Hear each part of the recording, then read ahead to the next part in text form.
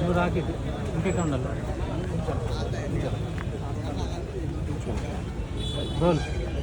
Master Praveen Pragadala మృతి అంశంలో అనుమానాలు కలుగుతున్నాయి.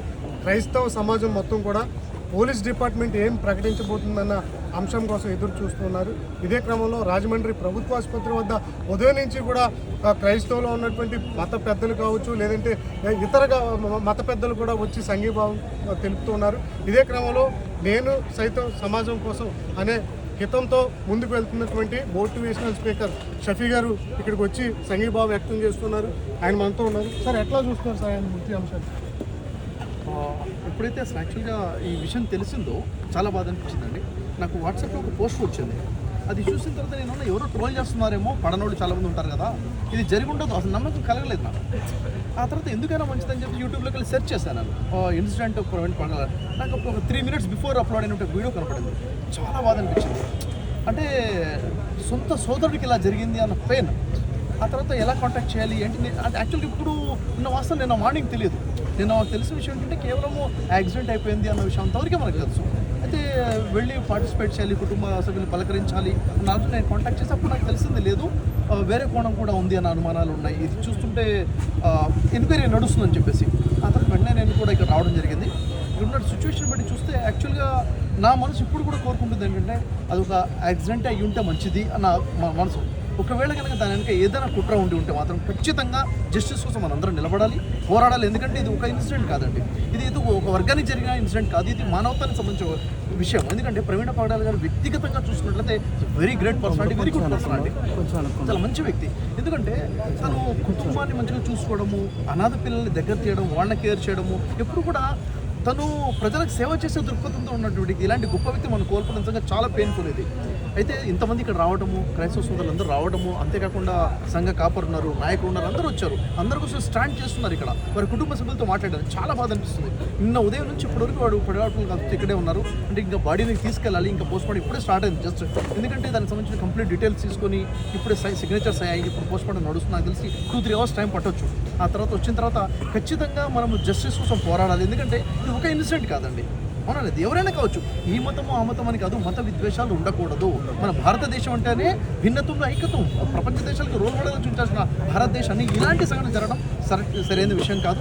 కాబట్టి ఒకవేళ ఇది కుట్రకోణంతో జరుగుతుంది మాత్రం పూర్తిగా ఖండిస్తున్నాము, న్యాయం కోసం పోరాడదాము. ఇది ఒకవేళ యాక్సిడెంట్ అయి ఉంటే మాత్రం ఇది దేవ నిర్ణయం అని చెప్పేసి మనందరం కూడా దీన్ని అంగీకరించక తప్పదు. సార్, ఇప్పుడు ఆంధ్రప్రదేశ్లో మత విద్వేషాల హత్యలు జరుగుతుంటాయి, కానీ కులపరమైనటువంటి హత్యలు జరుగుతుంటాయి, కానీ మతపరమైనటువంటి హత్య తొలిసారిగా జరిగింది. ఎలా అంటే ఇప్పుడు హత్యాన్ని ఖచ్చితంగా తీర్మానించలేము, ఒక బలమైన కారణాలు అయితే ఉన్నాయి. చూసిన ఇన్సిడెంట్ బట్టి ఏదో జరిగిందని ఉంది, ఇది జరగకూడదు. యాక్చువల్గా ఎక్కడో జరుగుతున్నాయి, నార్త్ ఇండియాలో జరుగుతున్నాయి, ఎక్కడో మణిపూర్ సంఘటనలు జరుగుతున్నాయి. మన తెలుగు రాష్ట్రాలలో చూసుకుంటే భయంగా కలుస్తున్నాం మనం. అసలు ఎక్కడ చూసినా కానీ ఎక్కడ మనకి మత విభేదాలు లేవు, అలాంటివి రాకుండా చూసుకుంటాం. ఈ మతం చూసుకున్నట్లయితే కొంతమంది, ఈ మతం ఆ మతం కాదు, కొంతమంది మత విద్వేషాలు పుడుతుండే వ్యాఖ్యలు చేస్తున్నారు, పోస్టులు పెడుతున్నారు.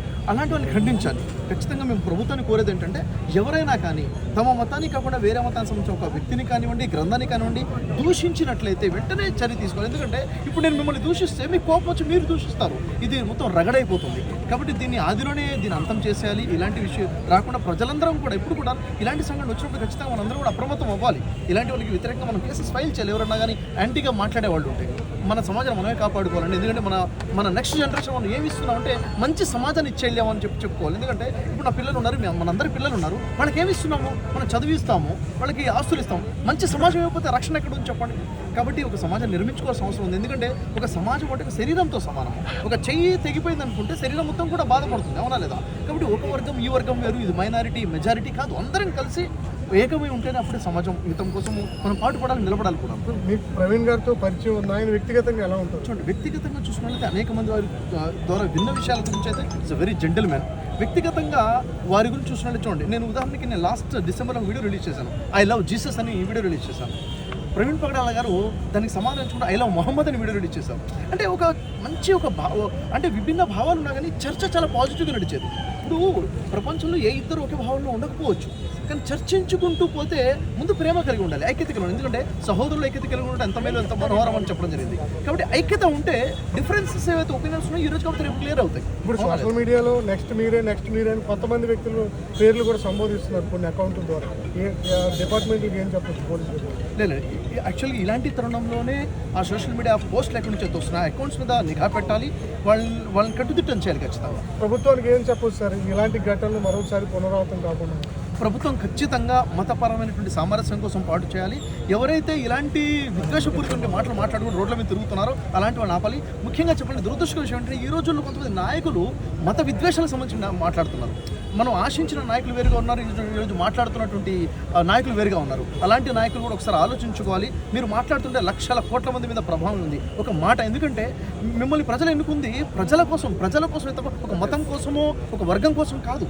కానీ ఈరోజు చాలా బాధ అనిపిస్తుంది, ఏంటి ఈ నాయకులు ఇలా మాట్లాడుతున్నారు, ఒకప్పుడు సమాజం కోసం అన్న వాళ్ళు ఈరోజు ఇలా మతత్వ ప్రసంగాలు ఎందుకు చేస్తున్నారని బాధ అనిపిస్తుంది. We are not expecting. కాబట్టి ప్రభుత్వం కూడాను తమ వైఖరి మార్చుకుంటూ ప్రజల పక్షంగా మాట్లాడే విధంగా ఉండాలి తప్ప ఒక మతపరంగా మాట్లాడే విధంగా ఉండకూడదని నేను కోరుకుంటున్నాను. మనం చూస్తున్నాం కదా ప్రవీణ్ ప్రగడాల మృతి వెనకాల ఖచ్చితంగా దర్యాప్తు జరుగుతుంది, ఖచ్చితంగా ఆయన న్యాయం జరగాలని చెప్తున్నారు.